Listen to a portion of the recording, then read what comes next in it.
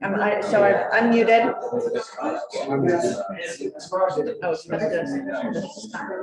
So everybody, we are live on YouTube, that is.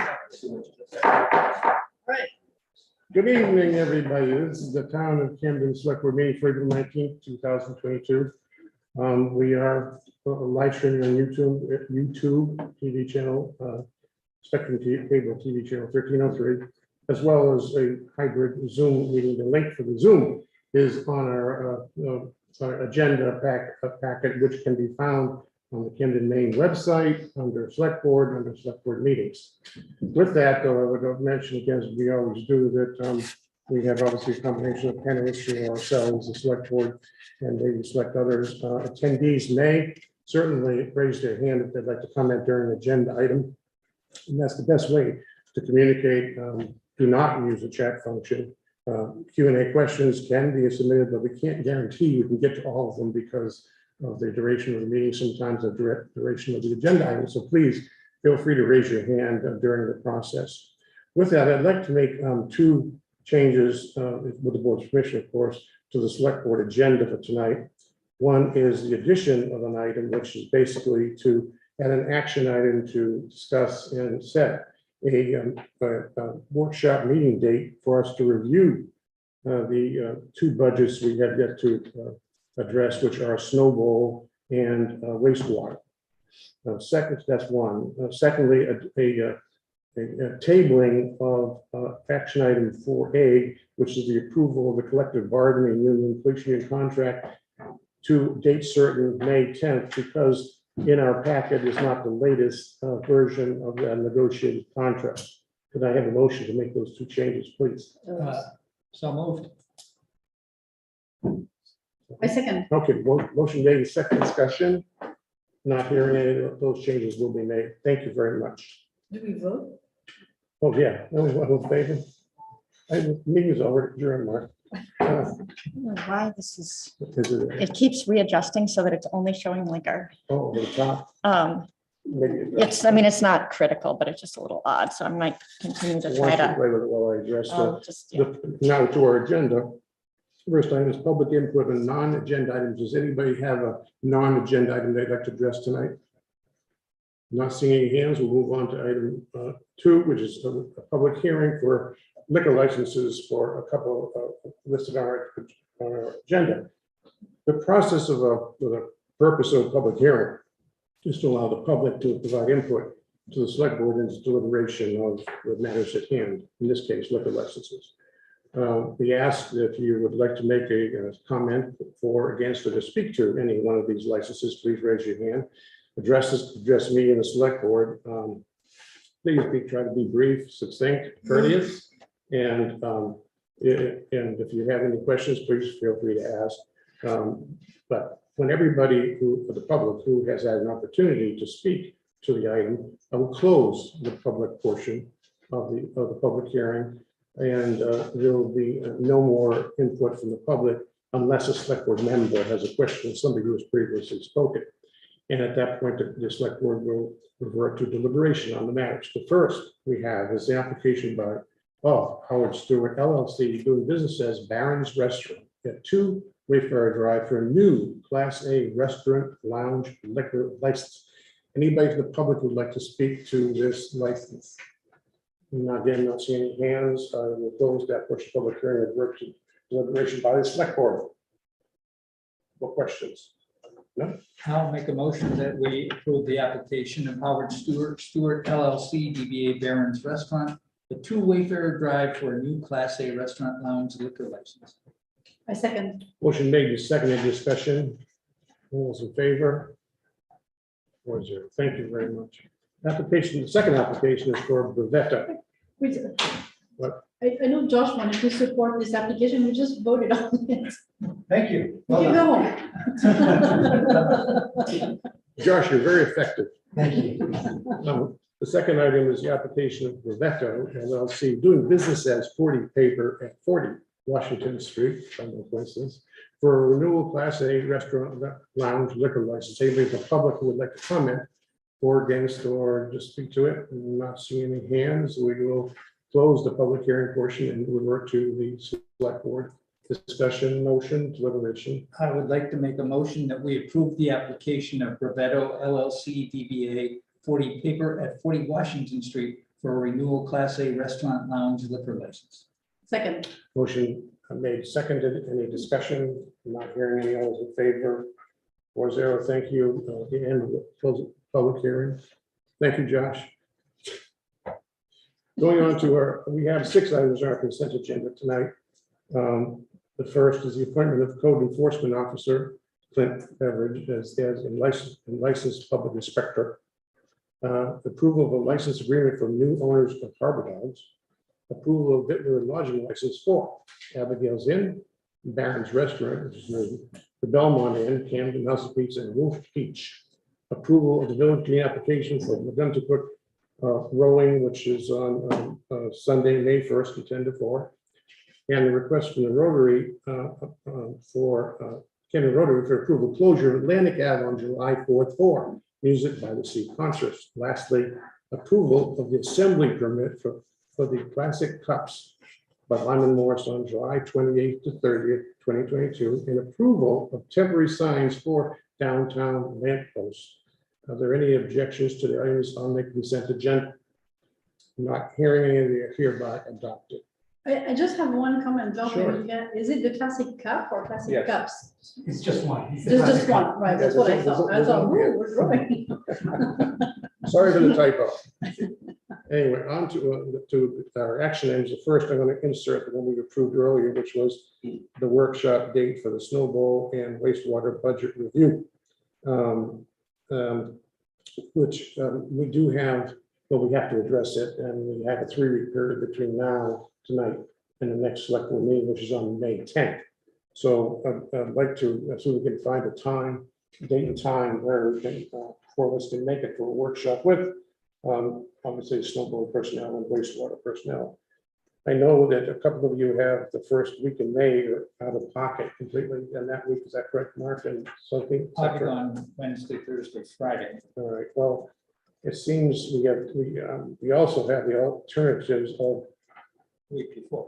yeah, we do, on the 28th or 29th, Thursday or Friday, if you'd rather do it then, otherwise we're pushing it closer to the meeting, which we can do on May 9th, Monday. May 9th, Monday is fine with me. More comment? That works. Time of day.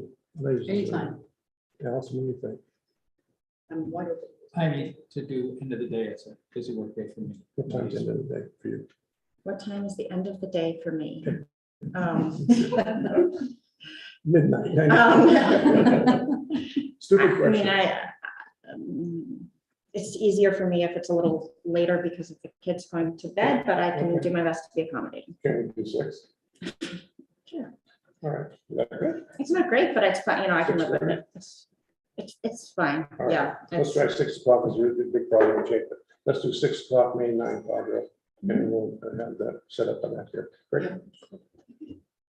Okay, the next item on the agenda would be then the approval of the purchased upgrade for public safety security camera system.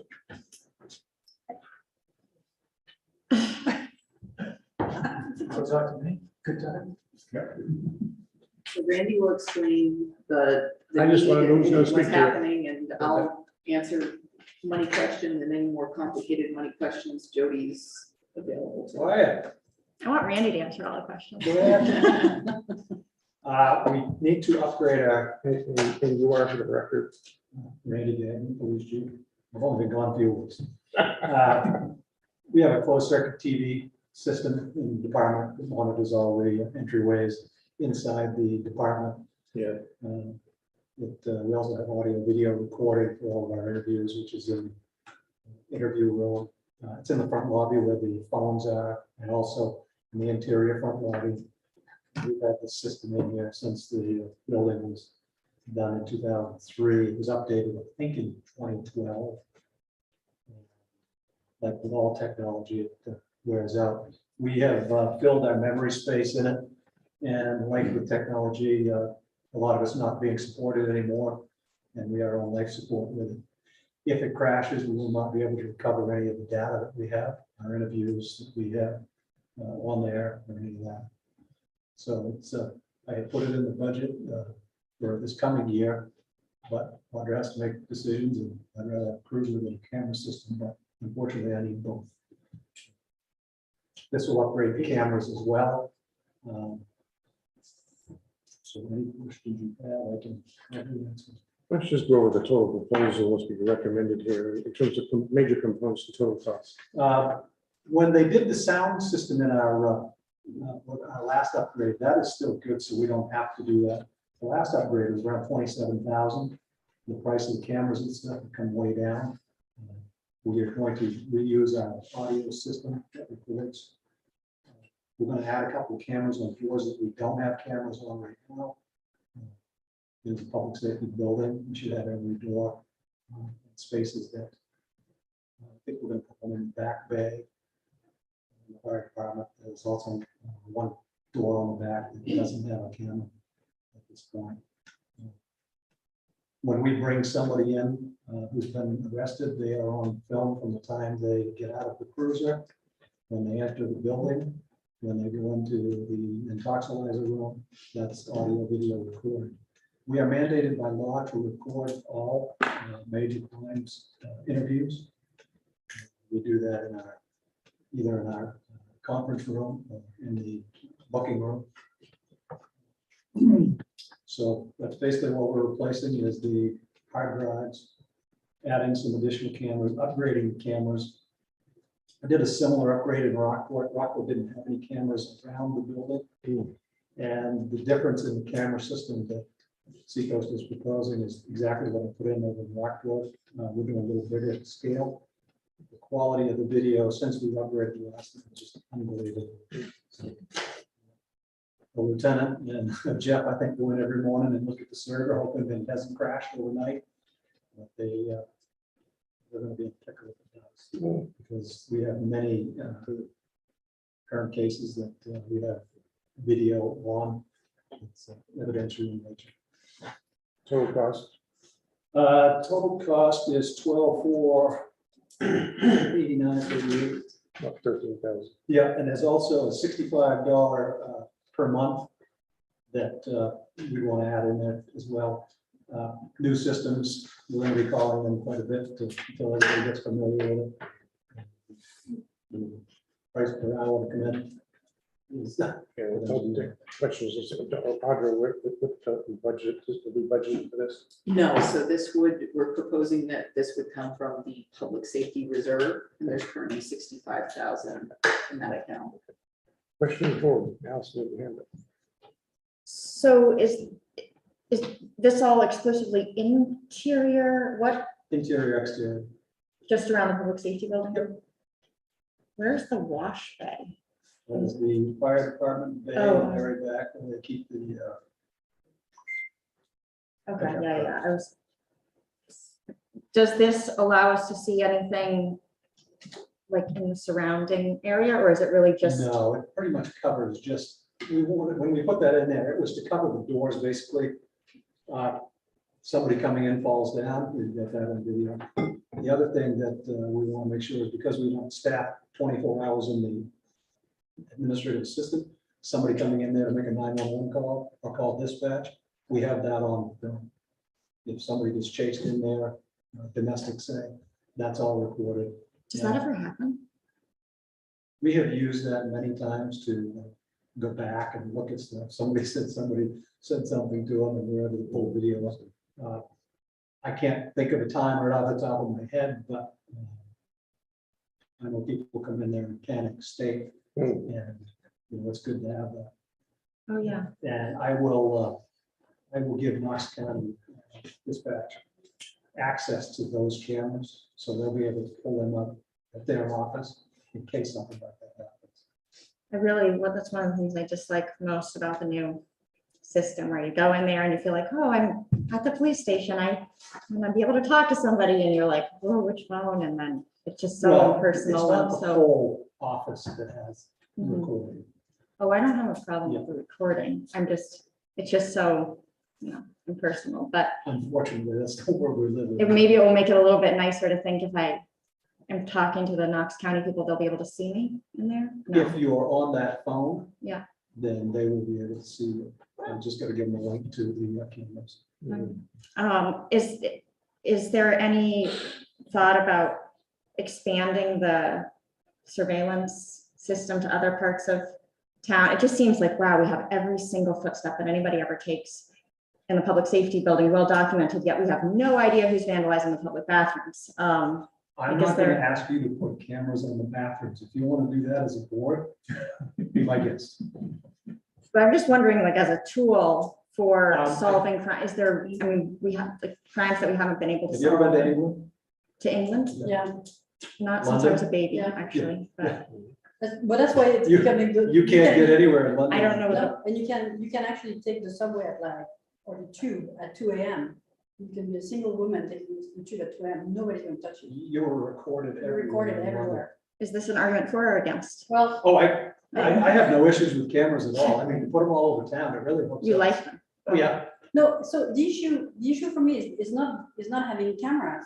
It's the issues around the privacy Mhm. and making sure that we don't use, when we collect video footage in a public safety. Right, or yeah, police, yeah. That's covered by like different laws than the public on the streets and things like that, so. And I don't want to see Camden becoming. And that's why we haven't asked to expand that, but we Right. probably will have space on there if, The ad cameras. say, the skate park wanted to put cameras up there. Technology, you'd have to probably fiber optic down in PD, but I probably get space on there to add a camera to. My question, the information, the files that you get, do you keep them in-house? Do they go to and stay off the cloud so they're really secure? I stay in-house, we're an in-house server. Okay, so they don't go in the cloud, so they can be very secure. And that's why we're getting more terabytes for doing that. 10 terabyte. Yeah. What, other comments? So what kind of casual conversations is it recording? Like when you go in there and If you just go in- chatting with if Jesse you for go in Dr. and- Byrne? You go in and you're talking to Jeff, that's recorded because that's audio video in that lobby there. Once you go into the interior, nothing is recorded unless you go into the conference room Hmm. or back in the booking. room. Now, what are the rules about being able to use any of that, or just privacy rules about, or codes of conduct in terms of, okay, if you've seen somebody having a conversation or heard somebody having a conversation on there, more just like the gossip train of like, oh yeah, I heard those two talking about this. We don't review that unless there's an issue. It sits in there. It's not like a We don't fun- go in every morning and see who. came Say, in oh, the ha, ha, ha. lobby. No, But and there are like rules about that, or, I mean, you're in a public safety building, it's Mhm. public, so Maine is a one consenting party state. Right. We consent to the people who come in there being recorded. So, Makes it easier. Yeah. What questions? Do we have any body cams? we do not at this point, and I'm waiting for more federal funding to come in for that. Couple of different things we're looking at. It's very expensive. We're walking just to a 5-year plan, full deployment, which is what we would do here. And quote me, but I think it was in the area of $120,000. We do have cameras in our cruisers, which have remote mics that can record up to 1,000 feet. So we are getting those interviews. When we go to a domestic, the officers hit that when they go inside, so they are getting audio. It would be great to have body cameras. It's gonna be a major expense when we do it, so if we can secure federal funding for it. And there was a real big push to do that a while ago. It's kind of slowed a little, but I see that and we can do it. And that's what I'll be looking at. It's federal grant funding for. Mark? Good. you can hear people 1,000 feet away by just pushing a button. Yeah. What kind of rules are there about using that? I'm not suggesting that they do We that, but it turn would just those be, on for crime, domestics, burglaries in progress, things like that. It's not something they turn on automatically when they get out of the car, just to have conversations. If we're doing an investigation, that's when it'll come on. Oh, it doesn't, it's only, like the microphone is on them. The microphone is on the officer and a little pad. Okay. Now, The body officer can cameras, be I will 1,000 tell feet you, away, body not- cameras record all the time, when they're on. Even if they don't push it, they have a feature that you can go and play back. So, And that's the expense, That's really, the it's the expense, data. oh, yeah. The amount sure. of- the amount of storage data you have to have. And to do it and do it right, we don't share guns. You need to do full deployment with body cameras because it's assigned to the officer. That officer is responsible for that camera. Yeah. It goes in. Yeah. And there's no, well, this person had it and the battery went to that. No, it's- Is the order of magnitude hundreds of thousands of dollars, or What's that? what's the order of magnitude for a system like that for? Body cameras? Yeah. Yeah, I think if you did a 5-year full deployment, you're looking at $120,000 Okay, anyway. that's what I figured. Is it just the money that's holding you back? Do you think it's generally a positive thing? Oh, I think in this day and age, we need every advantage we have. Yeah. The more video we have in our field, the better. It's also, I mean, again, it's another one of those things we could have a long debate on, Right. but it also increases accountability, Mhm. so, and transparency, and that's, Well, the cruiser cameras themselves Yeah. cut down our quote time greatly. Somebody may go hire an attorney and tell a great story, and then we present the evidence, right? Cameras, most of those do. Yeah. well, should we vote on? Yes, these? we need a motion to approve or disapprove. I will make a motion that we approve the amount of $12,489 Did you not to 38 cents. exceed 14,000, because that adds in the. The $65 per Yeah. month. For 12 months. Okay, do we have that amount there somewhere? Yeah, that's- Yeah. Not to exceed 14. Yeah, that's Okay. fine.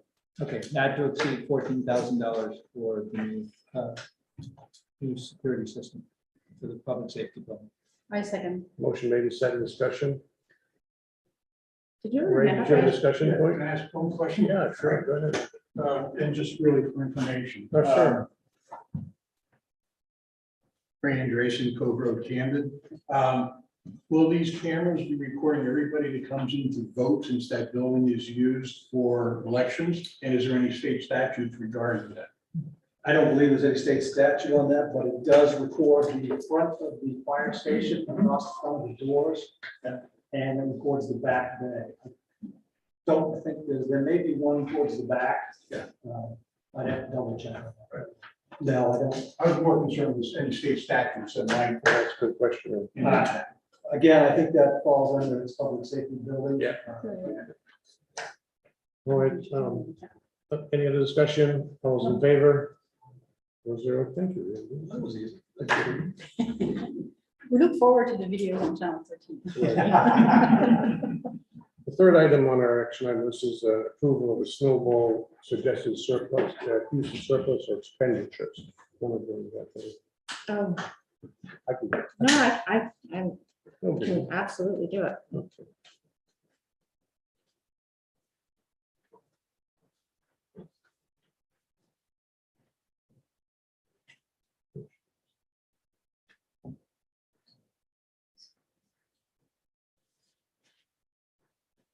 Here's Beth. I don't know why. Hello, everyone. Hello. There she is. Yeah, she's there. Beth, you want to take us through this discussion about, I guess it's about compressors? Yes. Sure. So as many of you know, last fall, we had to scramble for the 3 rental units that we normally get from Trash Decro out of Scarborough. The construction industry, as well as Bath Iron Works, get units from this company, and a lot of the units didn't come back in the winter like they normally do. So we had to scramble and find 2, which we had to go to New York, Buffalo, New York, to find 2 that would work for us. They did have diesel compressors, but we didn't really want to spend the money on the fuel. We wanted them to be electric. That's what we have used in the past. So anyway, our expenses were way up. And given that we have a surplus from this past season, we have an opportunity to purchase 2 used units from this same company. One of the units is actually a unit that we've rented for the past few seasons, so we know the machine. The other one is a 2013 Solaire. But this gives us the opportunity to get away from the unknown, really. We've been told it's going to be the same this year, that people are going to be scrambling for rental units. And we've been told by the company that we need to decide if we want to purchase these soon, because other ski areas are looking to purchase them underneath us. So not that I'm putting that pressure on you folks at all, but this is an opportunity for us. It will basically pay for itself in probably 2 seasons, if not just about 2.5 seasons. And so does anyone have any questions about the compressors? First of all, just so everybody understands, there's a total of 4, is that correct? We use 4. Is that right or not? We've rented 3 in the past, and we own 1. In 2016, we bought a used 2012 Solaire for $51,000. So, but right now, we rent 3 and Correct. we own 1. And the proposal is to own total of 3 in Correct. one wall. We We feel we can do what we need to with 3. We did resurrect 2 fan guns that weren't in use this past season, so that's a huge help for us to make a massive amount of snow in a small amount of time. So, Mark, you had a question. My question, Beth, obviously, they've been, I assume they've been reconditioned or something. What's the lifespan of these compressors? well, they're like any machine. As long as they're maintained well, they're going to last you a long time. We are fortunate that we have a great couple of mechanics on staff. Plus, this company, Trask Decro, will come and do an annual maintenance job on these machines for us to make sure they're up to par. I think the difference. So, I'm Mark, sorry, this is not, I was going to ask this question, Mark, so I'm happy to raise it. I think that when we look at equipment purchase at the select board, we should have a spreadsheet that tells us, the life expectancy, the annual maintenance. It's not just a one-time cost. That's what we do for every piece of equipment in any business. So I just have a purchase price. You're not telling me how long this machine is expected to be in service. Is it 5 years or 20? I'd like to say 20. That kind of, yeah. So I'm a bit, these are important purchases, and I don't feel like I have the information that I'm used to see, when I purchase any type of equipment for business. Right. Well, I agree with you. So I think another factor here is, we just discussed a minute ago, Beth, I don't know if you heard, we're going to try to do the snowball budget review on the 9th. Did you hear that? I'm not sure if you heard it or not. Because we got to get wastewater and snowball at the same time. It seems to me we should be looking at the whole enchilada and not just at one piece at a time, because I don't know where that stands yet. Well, I mean, Beth can, what I understand, there's a bit of a sense of urgency around this, where there are other buyers. So I mean, I'm not saying that they're necessarily going to be sold right away, but I think that Beth has communicated to me that it's certainly a risk, so. Mark, go ahead. This answers a question in reading the information that's in the packet. It answers a question that I've been asked, is why did the snowball wait so long in the winter to start making snow? And that's obviously because we didn't have the compressors. And that may be, again, the snow that, for the last bunch of years, the snow we've been making has been the lifeblood for skiing at the snowballs, especially for the December Christmas holiday and January. It's really important. So it's a tough call to spend this much money, but I understand the viability of the snowball depends on this kind of support. Well, it's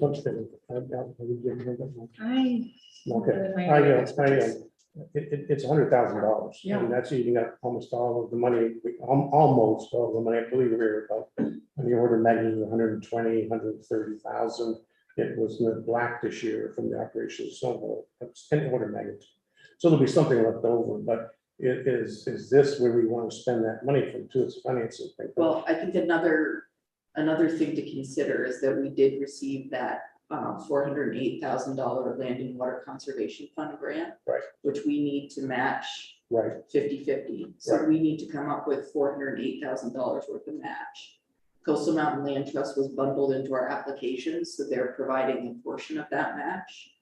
And we're fairly certain, and again, if you want to wait until we have a final answer on that, we're asking finance or what? we're asking the grant administrator Asking if we can apply if that. we can apply this as match to that grant, because Oh, yeah, that grant was primarily for snowmaking. yeah, right. And to be able to say that this is an part of important that. component of snowmaking would go a long way towards it. And so, and also, we have a 3-year period to come up with a match. And that would just knock off a large chunk of it this financial year, so that we don't need to worry about coming up with all of it in the next 2 years. And how long do you think it'd take to get an answer from that granting agency? I would say that they've been very responsive, so we just floated the question with them, I'd say, over the last couple of weeks, and they've sent us the paperwork it's all just paperwork at this point, so I don't think it's gonna be an issue. But we don't have I just don't want to say that we have a definitive Well, answer. because we don't. I think there's that element, there's another element. Like I said, looking at, we're so fortunate, thanks to that company's hard work. And doing a good job of it. We have this, and the public going to the facility and spending money there. We have this, don't call it surplus, but it's really net over budget. But to take, 80% of it for this one expenditure, we haven't reviewed the budget yet, gives me a little heartburn. And also, Beth, isn't there any way we can have a reservation on a rental for an entity saying, we'll give you a deposit to rent this thing for a certain month? If they won't do that, why Is not? it rental or purchase? So normally it's a rental agreement. It is not a contract. It's a rental agreement, and they didn't get, there was a monopoly on the units and the units didn't come in, so, or come back. Let's just say that. The agreement is worthless. But we were in the same boat as all the other ski areas. I know several ski areas went with diesel and they spent all kinds of money, and it was very loud and obnoxious, and they got a lot of complaints. Is there a warranty or something with it?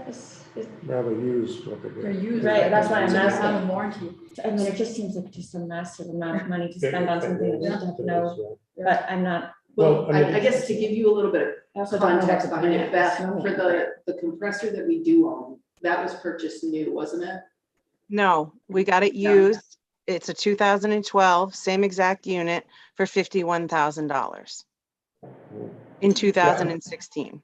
I don't think the price is outlandish at all. I think it's just the total cost of it. So if we said 1, 2, we need to get an answer on the grant. I think we should know that, but I'm not even convinced we should use the grant for that. We're talking Well, more about the it's grant. not- I don't That's not an know. option. The Just- grant is locked in for So snowmaking. it's just a match portion. Yes. So we wanted to spend our match portion if we needed to, if, I don't know, if the 400,000 that the grant is giving us wasn't enough to cover the snowmaking improvements, we might be taking out of our funds for that too, right? No, No, who's gonna pay for it? We have 3 years, right?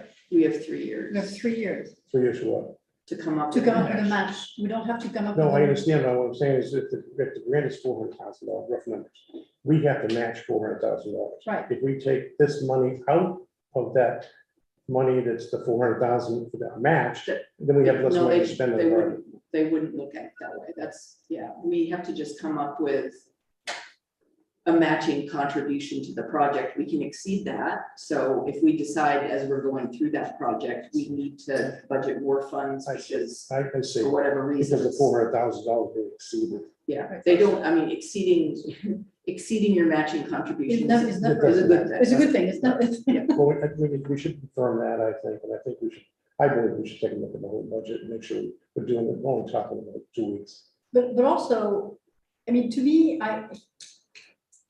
I always see requests for one piece of equipment. I have no idea of the overall That's my point. age of the equipment we have there. And over the next 5 years, what do we need to replace? And so it's hard for me to make a decision on this because it's a very discrete ask.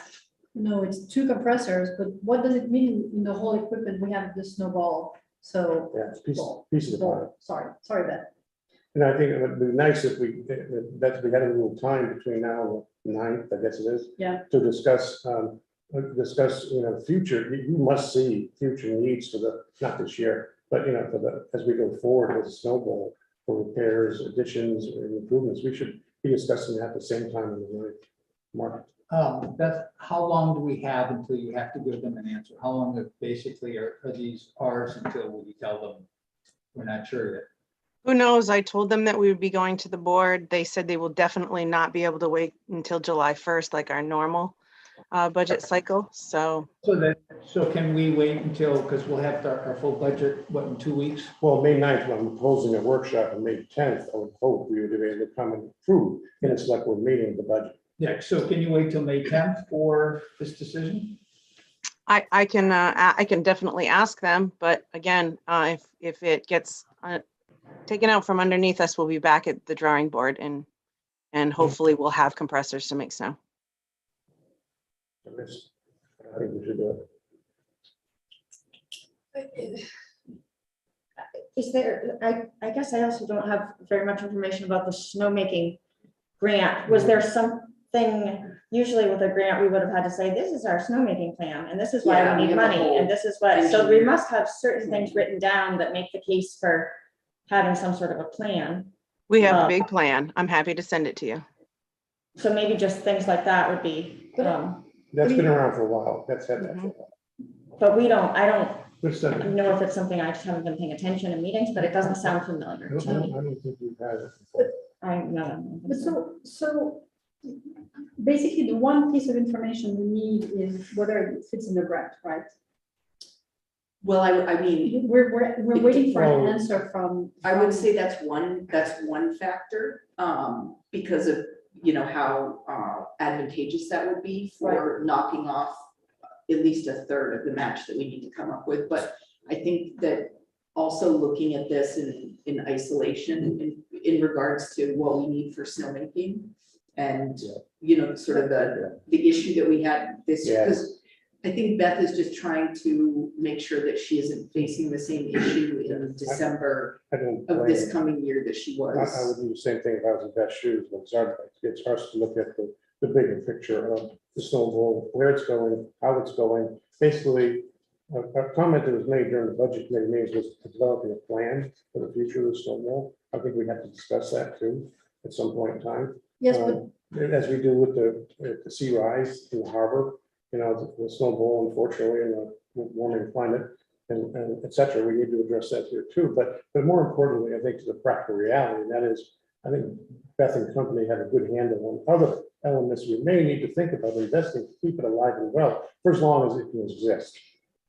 and I don't disagree with you, Bob, but at the same time, I feel that there is a level of urgency that Beth is sharing with us. And I'm wondering if we could not vote conditionally on authorizing the purchase once we get the green light from the agency, so that Beth is not held up. Well, should be held up getting the answer from the granting. Right. agency. It's the same thing, and I don't know if you'll have it by May 9th or not. I have no idea. I mean, I can't answer that I question. know you can't. That's why I think the contingency is probably, well, in my opinion, worth it. Let's hope that there's So if we were to, it seems like there's just an incredible demand for these items. Should we purchase them and then need to reevaluate? It seems like they would be very easy to offload. Right. Yeah. Or, I mean, like, what would be the Well- circumstance where it would have been a big mistake to do Well, this? I'm trying to, When the construction world turns, and it always does, down, then the demand for them will not be as high. At some point in time, we don't know when it will be. So you can't make all projections of what you know today. That doesn't work for construction. But in any case, we need compressors to make snow. Yep. So one way or the other, we need to either buy or rent compressors. So the question we're really asking ourselves is, should we buy compressor that would last 20 years if we only have 10 years of snow, right? That's the question. Or keep on renting for 10 years? No, I just don't understand why we don't go ahead and authorize this purchase, because we're gonna need those compressors regardless. I think it's a long-term plan. It's sort of because we know that we need a bigger plan, and we often feel that we're in a situation of making decisions without Piecemeal. having it, the full picture, that at some point you have to say, nope, we're not gonna do this anymore until we have a better plan, and I think it's almost like a leverage thing, I but But by May 9th, we won't have this long-term plan. This long-term plan is gonna take us a month. So, yeah, I see. so we're putting on hold the purchase, that putting it on hold can put us in a bind by July 1st if Beth doesn't. I think the thing that Beth also said here that's really important is with the rates for compressors going as they are right now, this could pay itself off in 2.5 years. So we will definitely still be making snow in 2.5 years. This will help us have a healthier snowball. It'll help her get the snow earlier when we really need it, when we've had trouble. I think it makes sense to, do it today, and I just, my perspective, I've always blanched against situations where you're facing an expenditure because you have a gun to your head. And I don't agree with it. I think that's been very honest about not being able to say it's absolutely, guaranteed we would lose it if we don't decide. But on the other hand, I just have this feeling, I don't know what else is lurking out there. And I think we should discuss that during the budget workshop to find out there's nothing more than this in the near term. And by near term, I mean 2 or 3 years. And honestly, I don't think Beth or I can answer that question, because look at what happened with the groomer. What happened with the groomer?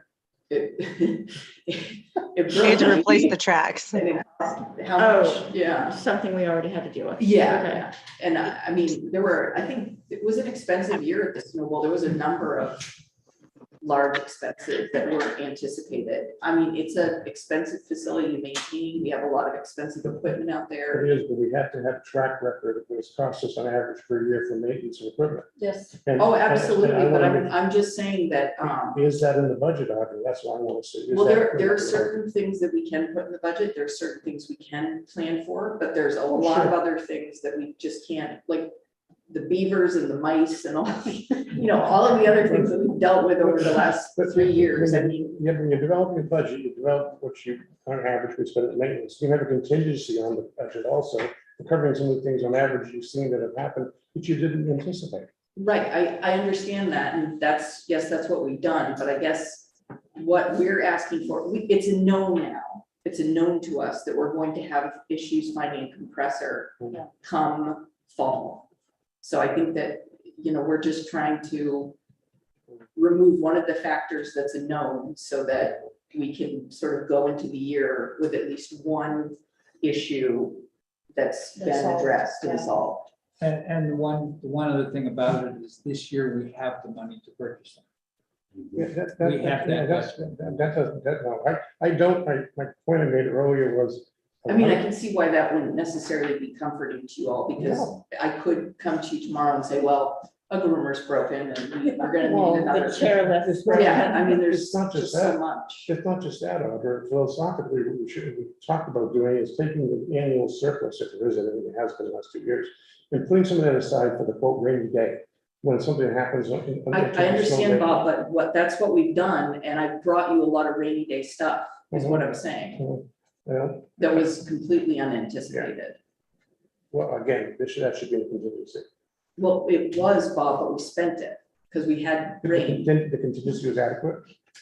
Yes, because we were able to cover the compressors, that, the extra expense, we were able to cover that $40,000 expenditure. Mhm. We were able to cover the cost of repairing that groomer, which, what was that, Beth?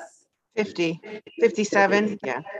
And we were also able to cover the cost of relocating the magic carpet and and installing. I thought the the magic carpet came out of the general fund. No, that was One the of the- contingency, or sorry, No. surplus. One of the items we modified out there came out of general fund. What was that? We took money out of general fund, about 50,000. Oh, that was, maybe actually that was the groomer. Yeah, exactly. So, this gets to be a little bit of a moving target to me in terms of why. So the contingency did not cover anywhere close. I to see what you're saying, Bob, but again, I can't make money out of thin air. We know that we have X amount of contingency, Mhm. and then we'll have X amount of unforeseen expenses or other additional things that we decide to do. Mhm. So, you know, at the end of the day, we're always faced with choices. Sure. Do we do these things to keep the snowball running, or do we not do them? No, I And do we think, do these additional things to make it I function better? Do we not do them? and I look at these things being constant, and we need to budget for them, and I don't see that happening. And so I want to approve equipment. I'm gonna make a motion that we approve Mhm. what is it here? $96,800 for Mhm. purchase of the 2013 Solar Mhm. E900H and the 2014 Solar E900H. One for 46,900 and one for 49,900. A second. Motion made, second discussion. Allison? So, am I missing something? If these the only piece of information that we have about these units is just this first bullet point here, the 2013 Solar E900H for $46,900. Like, I mean, just looking at like the process that we normally use to acquire equipment, everything with that kind of a number has always so much more documentation with it. We go out to bid, we advertise, we have some kind of a quote from the entity that's selling it. I mean, it does feel very, normally you would say, you know, this is how we could see that, you know, this was the price here and this was the price here. And I know that at some point we just have to sort of trust the recommendation of department heads, but it does.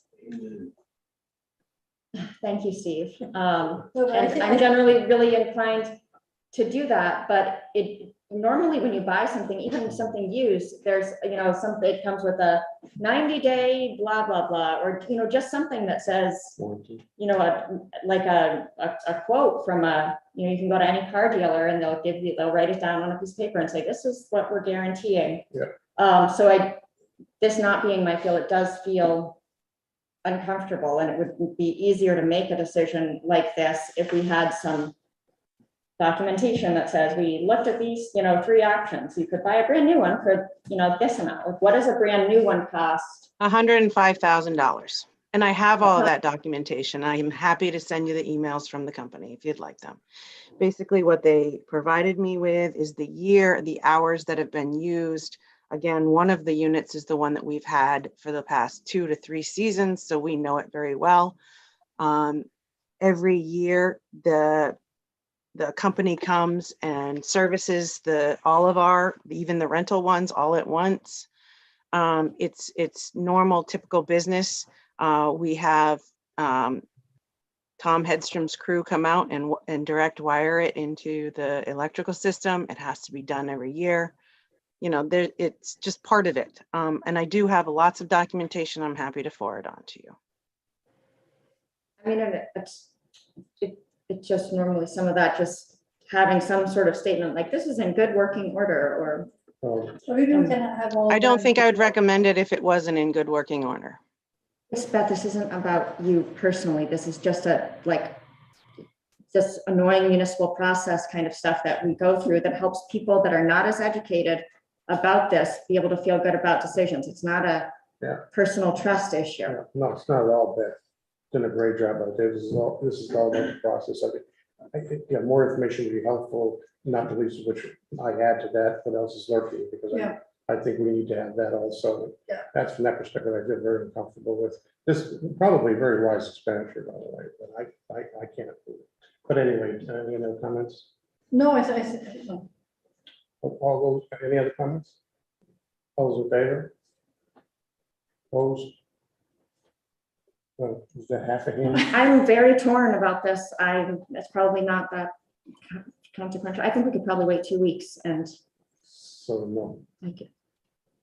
Yes, no. I feel really torn about it. I feel torn too, and that's why I'm opposing doing it now, because Yeah. I would like to have a not whole a long discussion issue. about the snowball and have it all laid out and then feel good about Yeah, it, but I will feel very stupid if it gets. This is more you know, about if we lose process. the opportunity in 2 weeks. Beth has never brought anything to us that was done was poor. I'll say that as a fact. Yeah. He never asked, and I have infinite trust there, but I think there's a bigger issue here about going forward and seeing what's out there. And yeah, maybe a little bit more information. We could do that on the 9th also about these compressors and why this, because the only thing that confuses me, and I don't want to get into Beth's management, that's her job. So why these compressors, we can't, if we lock them in for rentals, and to get, somebody else paying more for the rentals than we are? Right, Or, but that's what I need you to know, understand. that's what I need to understand, why we're having an agreement, and they say, sorry, we don't have any for you. And that, Well, it's Right, because it's the, supply demand and well, then, the people that, they're just not turning them back in like they usually do. The Oh. construction season is going year round. right, okay, that would make sense, that's the kind of information I would. they have no Yeah. inventory basically, so that's what's in the inventory. Let's close it And up. Beth has an opportunistic approach, saying, guys, these are available now. And no matter which way you go, it isn't going to move, because it's going to be two or three more. Oh, that's comforting. Right, so I'd just be like a Susan Collins kind of. My vote doesn't matter anyway. All right, Beth, let's attack this hard on the 9th, please. But also let's keep our, eyes open ears open for the approval from the Grant, yeah, agency oh, grant absolutely, and absolutely. move with All right, alacrity. all right, thanks, Beth. Thanks, Beth. Hang in, Beth. Last item on the action list is the, we have apparently, I guess we have a demolition permits request in the town. And per ordinance, revised ordinance recently, in last year or so, we have this demolition review by the Historic Resources Committee.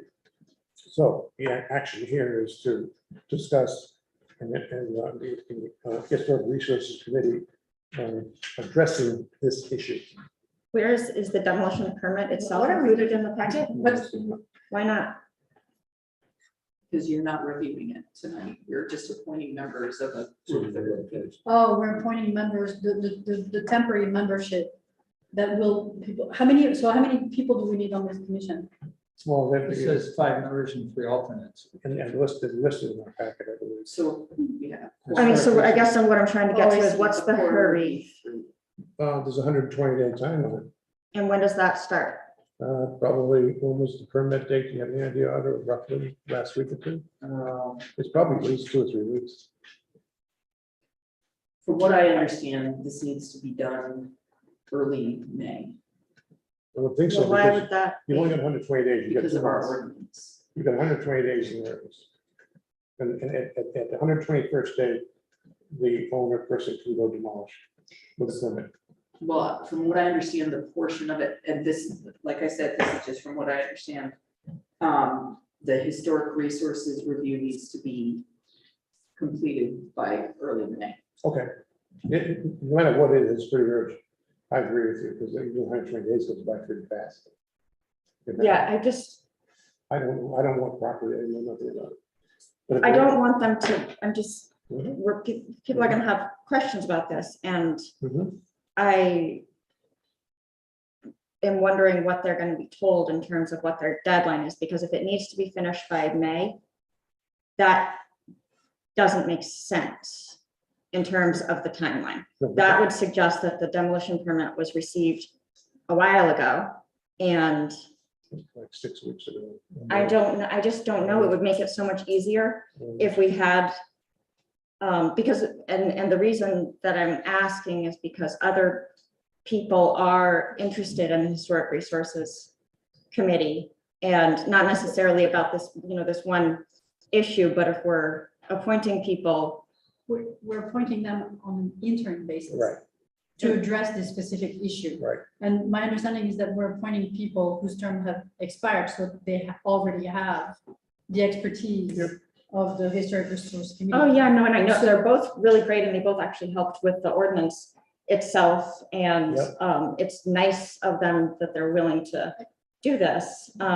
I'm just also curious about the process and because the timeline isn't adding up to me that it would be, No, I think you're right. I think- and it's not fair to them to say, because I was really involved in crafting the ordinance and it was supposed to be a sort of a meaningful thing. And the purpose of it is that it triggers this waiting period where at the end, anybody can ultimately do whatever they want to their property, but it is it's sort of a community conversation a little bit, that it gives the Historic Resources Committee a chance to say, hey, have you thought about doing this, or have you thought about doing this? And sometimes people just haven't really thought about it and appreciate the kind of expertise that might come from a conversation like that. But it's a very different thing if we've received the application and then been sort of sitting on it, and then at the end, we're saying, okay, Historic Resources Committee, you have to do this thing that's kind of just a rubber. It really wasn't, it's not supposed to be a rushed thing, because the whole purpose of it is to make it, the conversation be at the beginning of that 100 days, But 120 days. So okay, but we're at this point in time, so. we don't know what point we're, I'm I using know this. where, I know where we're at now. They have, next week to hold a public meeting. Well, Or sorry, that's, the week after next. Next week or the week after next. so why do we sit on the application for that long?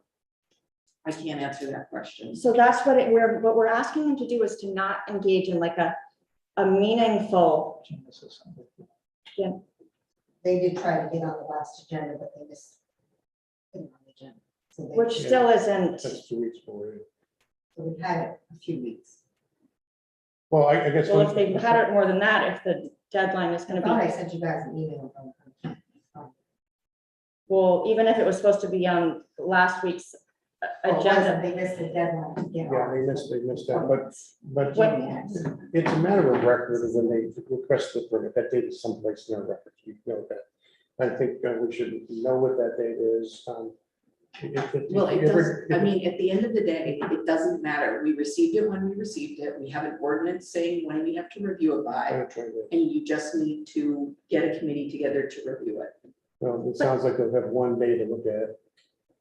One And it meeting. just wasn't the idea, and I just don't understand why. But we can't change We that. can't change that, so We can't change the past. I think. Well, we if can it needs to certainly- come with some sort of an apology to the committee, then I would just like to know that it would be much easier if we had this application in here, and then we would know the facts, and we would be able to, That's not part of what your job is. Your job is getting a committee together to review it right now. I agree. It was received on April 5th. That's when the application was received. April 5th, Yes. So we're April Okay. 19th. so it's not doing that. Yes, it is. We have 30 days from when we received the application for the Historic Resources Committee to review it. My recollection is 120 days. That's the actual, That's how long they have to wait. right, They can start, okay. do the Okay. demo. we have 30 days, okay. So there will we're still be within- time after they've They have- reviewed it they before have the, time to review it and Yes. talk about- That's all I'm asking. So So we did, so it didn't make it on time to the original, 2 weeks ago, because we received You it know, on the that's 5th. fine. that's fine, That's that's, fine. fine. That's fine. So, all right, It's only- as long it's as it only wasn't 14 received a days. few months It's ago. only 14 days, I thought. Yeah, I think Allison thought maybe, I'm not the words of mouth, but I thought that they submitted it in March. yeah, yeah. Yeah, right. yeah. No, I'm getting the time frame from you, like in real time now, as to when everything was submitted and when. we Okay, need to- that's helpful. Yeah. Okay, So that's- now to the committee, who do we appoint to do this task? Well, there's a few people that I believe they've agreed to be reappointed on an interim basis. They don't want to serve a full 3-year I term. see. Just for the purpose of reviewing this And application. they are. So in the interim basis would be until the 120 days expires, right? It could just be for this, This task, this. Just for task. this, that, okay, yep. and they are, Chris and Patricia? Chris Bassel and Pat Scammon. Yes, and Oh, then and that means- Rosalie and Eileen are not expiring until oh, I see. Ms. Glass. Their and- terms. later. Their later terms. this- I later see. terms, sometime. right. And we need 5, right? So that's one, that's 4. Anybody else? I guess there's nobody, there's only one other The person. 4 would give us a quorum and they're the ones Oh. who comes forward. So Okay, we'd so those be 4? fine if it's Okay. just those 2. I know a few people that Marco. are interested also. So I'll make a motion that we approve Chris Special and Patricia Scaling for reappointment to the Historic Resources Committee. I second. They are perfect people to do it too. Did Okay. Biddy Parker also put in? She did not. All right. Motion made and seconded. Any other discussion? All in favor? Yes, Stevens. 4-0. Thank you very much. That's the end of the action items. The discussion items we have is one, which is the recently published report by our harbor committee on the task we'd asked them to look at, which was the uses and that evaluation of Steamboat landing. Yes, and Josh, thank you for staying so long. So first I want to thank the Harbor Committee for their work because they did an extensive work looking at the history of Steamboat landing, at the usage, at the issues. We've had many conversations, and I think this report is really a really good report with a lot of recommendations for the select board, both on the short-term basis and a long-term basis. And I would, Josh, if you wouldn't mind coming up and giving us a synopsis. Since you stay that long, I Yes, can't. right. So I'm not in my pajamas yet. So not your pajamas. Come on, you're too young, Josh. Yes, I really love reading the report and it was just really helpful. Thank you. Excellent. Well, I don't know about a synopsis, but A summary, like. yeah, we did try to look at sort of all of the uses that are going on, things that are working well, things that are maybe not working quite as well, and trying to look into the future for where problems might be on the horizon. Certainly breaking it down into its various elements, the ramp being sort of the largest one, but also the dock itself where boats tie up on a short-term basis, and storage for the dinghies. And then we felt like we had to look at parking and access to the facility, because I think from the land side, you can't really look at it without considering those items. As Sophie said, there's some fun history. I love the history side, so we did have to look at that. But then really looking at the infrastructure, and Steve's here and can correct me if I've missed anything. This one thing that we did want to get across is that this facility, though it is aged, it's 20 some odd years old now. It has done a great job actually in those 20 years. So it's by no means failed. It is needing increasing work over the years. And Steve will say in the last few years, certainly the storms, I did go check it today and I did see slabs getting torn up in the storm today, but it could. So it's certainly, it's getting tired. So I think the time is right to look at it. We tried to break it down by use. So the public obviously is the largest user. People who launch boats maybe once or twice a year, in fall and spring, but also people that take kayaks and lasers and all that kind of stuff. But also there's a number of commercial users that use that facility, whether they're launching the boats, commissioning boats, or passenger vessels. There are a couple of passenger vessels who have used it in the past, off and on, so we wanted to include them as well. Problems, this was a lively one, because again, people were leery of me even saying that there's a problem there, but the ramp, I think we can all agree the ramp is needing more and more work. It's not holding up to the storms like it has been and in the past, and the storms are getting more active. So last fall was a vicious one for this ramp in particular. Yeah. So Steve's had to do a lot of work to keep it going, and actually should be commended for keeping it going, because it's getting pretty tough. The floating docks are challenging. I've been on the water quite a long time, and I've struggled on that dock, walking on the dock. When the swells really start going, it can get pretty wild out there. One of the harbor committee members. It's somebody has nicknamed it the worm. The worm, Oh. yeah. One of the commercial guys says he calls it the worm. The undulating worm. So that's just, the dock itself. The dinghy dock is quite full now. People talked about having to, I don't keep a dinghy out there, but others do. And they talked about having to kind of climb over several dinghies to get to their dinghy. So that gets a little dodgy at times. But they're making do, everybody, they learn how to lengthen a painter to get to their, to set their boat out kind of thing. There is a 10-minute time limit out there. You're supposed to leave your boat for 10 minutes only, tied up at the dock, and people do exceed that at times. Another thing that the committee wanted to really get across is that this is a really good group of people that use that. So while that is a problem, because it's, they're exceeding the limit, generally people will move a boat, they'll be there, and say, okay, let me help you, get your boat situated and kind of thing. So it is at, I would say it's at capacity, but they wanted to make sure that we knew that, everybody is very helpful out there. That's a vibe that they don't want to lose. And then lastly, the parking situation. We've got this little municipal lot on Cove Road that most people don't even know about. It's pretty heavily overgrown. It's kind of like free for all how you park there if you have a car or you have a trailer. So that gets a little bit dicey. And like I said, there's not really any signage. What there is pretty minimal. And as I said, increasing maintenance costs. We did want to talk about some of the other things that I think when we're looking at Steamboat Landing need to be considered, sort of big picture stuff, some of them very, very big picture.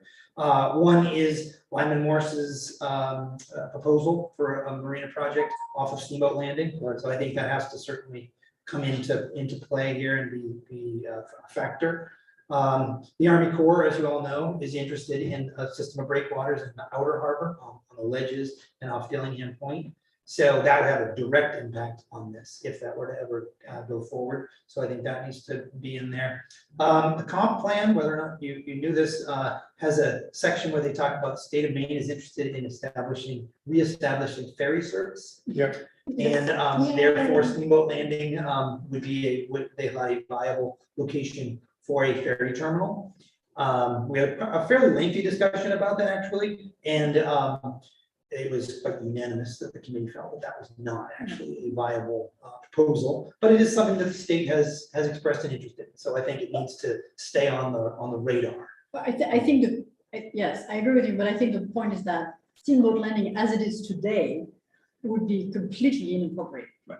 Oh, well, they would do stuff to it if they're, What's that? I don't think. I know it's not, I know we shouldn't have, but we should never, We spent a lot of time on it, but I think No. because it does Don't get expect mentioned, there's. we're not gonna tell them no. And it is in the comp plan. I think Yeah. because it's in the comp plan, we kind of have to start that. So say, well, I guess we do have to address it at the very least, recognize it. And then finally, the big one is the impact of sea level rise. You can't do anything in the harbor without giving some thought to that. And actually, as a result of this analysis, we have gotten one of our members on the Camden Yacht Club has started a sea level rise group, I guess, for lack of a better term, and there's been one meeting already. And so we have a member on that now. So that's, hey, we already did something. So there you go.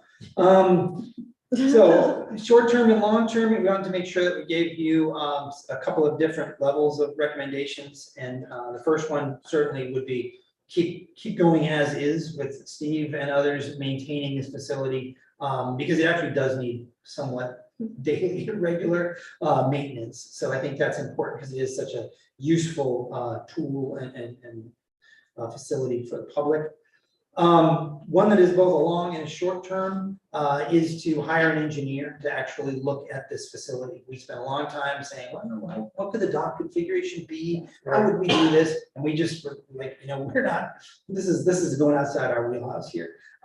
So I think hiring someone an engineer to actually say, what are the industry standards globally for something like this? Not just looking even in Maine, because we did some research in Maine and found some comparable. And globally is interesting because there are some harbor infrastructure in Europe that where they face much more dire weather that are their lifespan is not 20 years, it's 50, 70, 100. And so the issue is if we're going to need to rebuild Steamboat Landing at one point, the ramp and because it's right now we're doing Band-Aid surgery basically, but next time we do it is to engineer it to use examples from Europe. I'm thinking in particular Nordic countries and even England, Scotland, and France, where we all faced an Atlantic weather system, and the winds and the waves are much stronger there than they are here. To really build something that once in my lifetime is enough, and probably too many, but that's what we need to be thinking about, building infrastructure for the long term, as long as possible. And for the record, we did several volunteers on the committee to go to Europe, and no one would take us up on it. So we didn't put in the budget request on that. So anyway, I'm not going to read you each and every recommendation because you can see them. We did recommend that you consider, and I think this would probably be a good discussion point, a registration of some sort for the commercial users. Because, right now it is a shared facility, and that's what we, the committee, wanted to make sure that it stays, because it is this nice use of the public, Joe and Sally launching their kayak or their dinghy, but also commercial people putting boats in for the public, you know what I mean? So we did feel like there should be some, maybe more record of that. Be more specific on commercial uses. Passenger vessels, any passenger vessels loading and unloading, right now, that's not really recorded, if you will, there's no permitting that happens. There's no licensing. Haulers, commercial haulers, people who are paid to launch someone's boat that use that facility, they don't, there's no record or anything like that, so that kind of thing. And they can also spend, in those cases, sometimes the boat stays longer than 10 minutes because they're rigged. Right, they might put it in and then put the And mast put up. the, and, put the you know, rigging, so choose the they rig and use, all they that use jazz. that steamboat landing to do the rigging of boats that are being launched, so that's way beyond the 10 minutes, and the town doesn't get Right. any fee for that. Is so- it commercial, we talking small commercial day use boats, or we talking about cruise ships? Well, there have in the past been, the Lively Lady and the Periwinkle, I believe, has used, they serve the cruise ships. So the cruise ships actually would bring people in via a tour bus to Steamboat Landing Road, and they would offload the passengers from the tour bus, and then they would go out onto the dock, get onto the Periwinkle and the Lively Lady. I think they're the only two that I know of That I know of, recently. And then they would go off and do a harbor cruise and, lobsters and all that stuff, and then they would come back. Come out, And again, in the bus, go back to. and then get back on the bus and go back to Rockland. So that's really one of the issues we have to look into, because there's the parking issue, there's the loading and unloading of passengers on a dock that's frankly not ADA standard. So that's also something we might want to examine and make sure that it's safe for people, especially people of a certain age who usually are on those cruises, that they can use that dock without Right. risking Right. twisting an ankle or whatever, Right. So, yeah. Are those, are the commercial use limited to just what you just mentioned about buses coming in, going for a cruise in a boat and coming back, and that's it? Those are all that I've been identified at this time. And actually, another commercial use, fishermen, there are some Oh, of commercial course. fishermen Of course. that use that. Of And course. we have no day seller?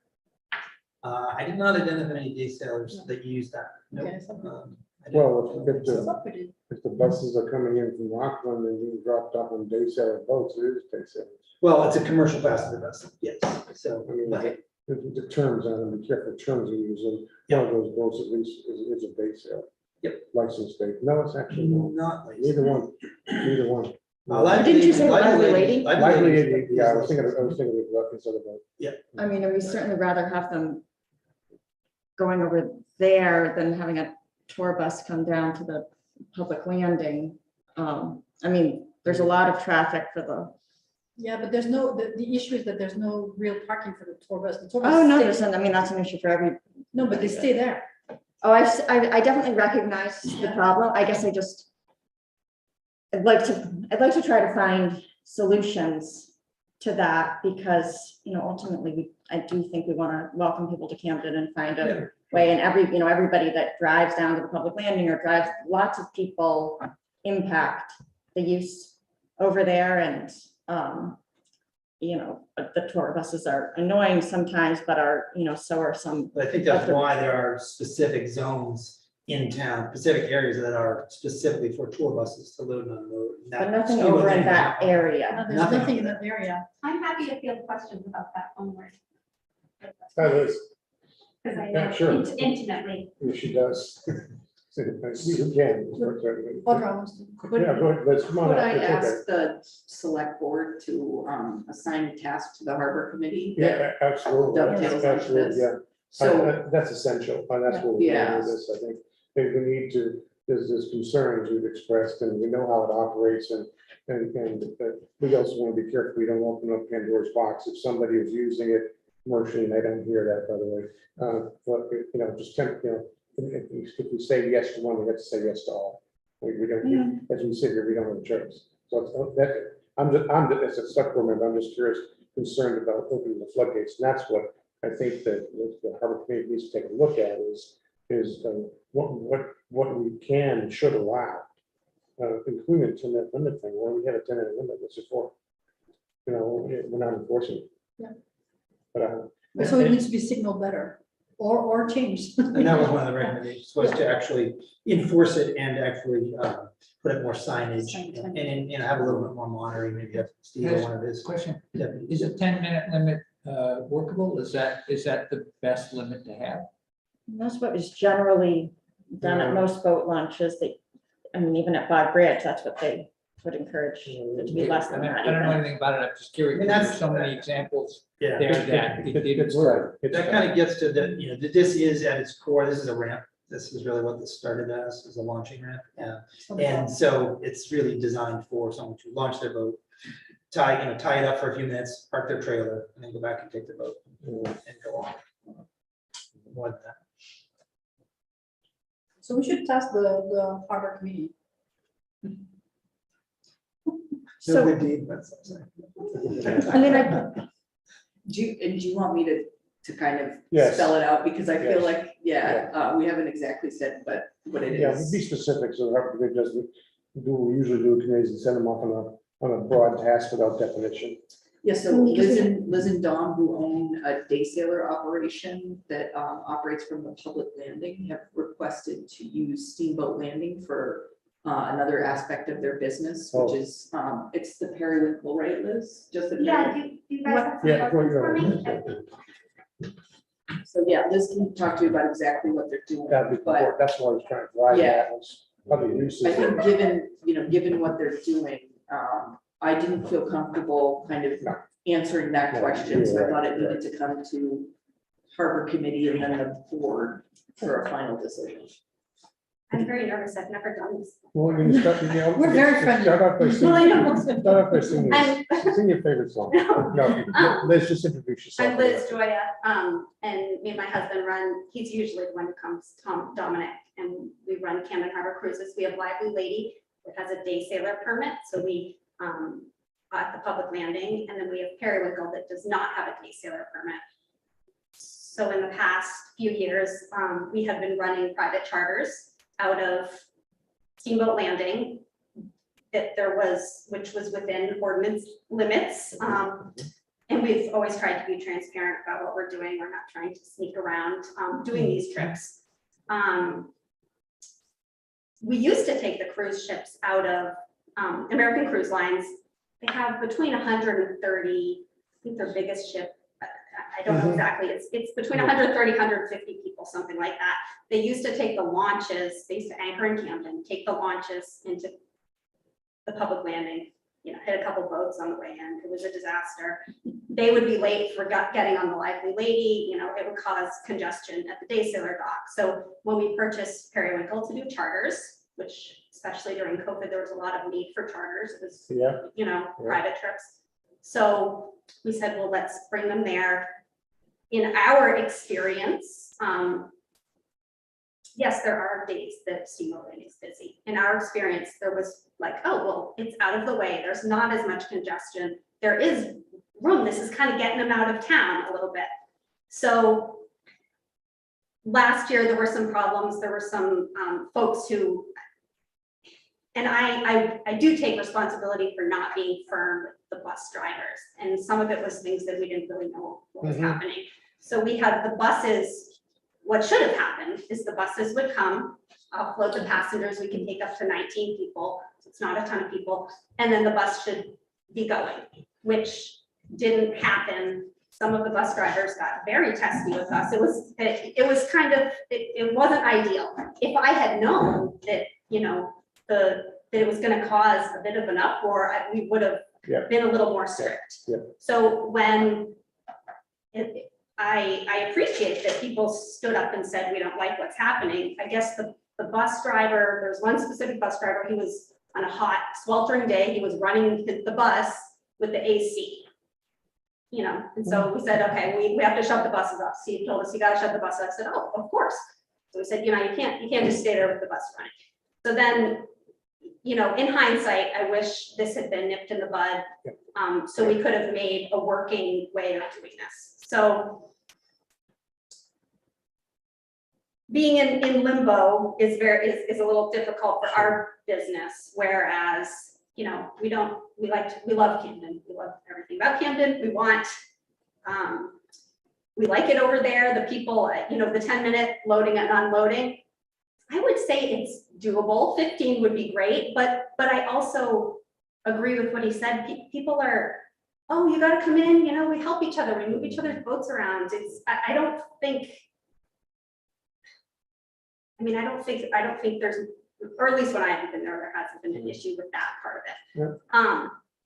I begged the cruise ship to get a smaller bus. Sat on my computer all night trying to find charter companies to get a smaller bus. Sure. It didn't, you know, they also dropped them off, I guess, at Village Green for the walking tour. Yeah. So that they said, well, no, we share them for the walking tour. So I felt I was a little exhausted from all I was Sure. running out of options. Sure. I can't drop them off at Village Green because I can't walk to Steamboat, and I can't run Periwinkle because I don't have a day sailor license. Right. No, but I think the I'm issue. happy to take one of those if you want. No, but the issue is to have those buses drop them off and not stay there. Yeah, and they shouldn't be, and They could go park wherever they want, and you have radios and cell phones and whatever, Yeah. so it's really easy to call the bus and say, we're 10 minutes out, or So- that's not a problem. Yeah. Because the issue is that I've seen those buses parked on the right-hand side when you look at the sea, and that's a condo, and that's a parking entrance, and that poor lady that lives in that unit, she spends her summer yelling at people. Because her access is Yeah. covered, is blocked all the time. I'm not sure that, I guess and I wasn't aware of that, so Yeah. I'm here to want to remedy that. I Right. have a captain and a crew that can, I mean, we're getting those folks down, so we can go up there every time. I mean, we're there because we're taking them out. We can go up there every time and say, you need to head out now, we'll call you when or whatever Right. works. Yeah. So, as for the insurance and liability, Sophie, that you were talking about on the worm, if it's that rough, we probably aren't gonna be taking them out, Right. but that is something we should explore. Yeah. But we're usually there helping them if there's somebody who Yeah, has, no, but so that- I think there's a whole I hear solution, that. so the task we want to give so Liz, thank you so much, this is super Yeah, helpful. thank the one thing I had sent to Audra, I know you guys have much bigger fish to fry than this, but we do have one on May 8th, and my proposal was possibly, can we try it that day and have somebody come down and see how we're doing Can you it, so talk that then we about can. a bus coming in? No, I'm supposed to, so I have a summer full of dates for the cruise ship and nowhere to run them out of. So, Liz, the issue is that we don't want to prevent you from doing your business. I think, so for me, the issue is making sure that Steamboat Landing is a public good and that the public still has access. And sometimes when commercial usage increases, the public may have the perception that, oh, it's always a hardship to go to Steamboat Landing, or it's never a good time. So we really need to find ways so that everybody can enjoy it. So the purpose is not. yeah, we enjoy it personally, like bring my Exactly. kids down there to skip rocks, I get, yeah. Audrey, you've been the closest to the request. Can you describe what you would charge the harbor committee? I would say the harbor committee's done quite a bit of work on this already, so you've got this report from them. They did a lot of work on the commercial passenger vessel agreements, and Right. they did anticipate some commercial usage of Steamboat Landing. Okay. So I do think that if you task them with coming up with something a little more formal around the rules for commercial vessels that are going to use it, and some sort of what do they recommend as capacity for the amount of commercial usage of that facility.